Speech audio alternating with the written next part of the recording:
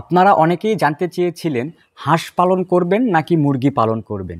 এক্ষেত্রে আমি যদি আপনাদের বলি, সাধারণত দেশি হাঁস ৬ মাস পালন করতে হয়।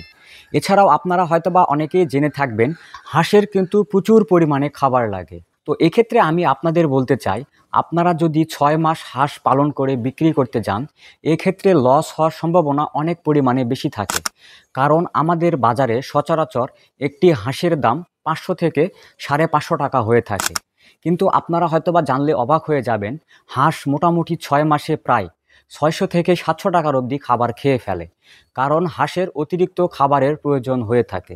এক্ষেত্রে আমি আপনাদের বলতে চাই, আপনারা যদি টাইগার অথবা কালার বাট মুরগি পালন করেন, সাধারণত টাইগার মুরগি অথবা কালার বাট মুরগি ৪৫ থেকে ৫০ দিনের মধ্যে ১ কেজি অবধি হয়ে থাকে।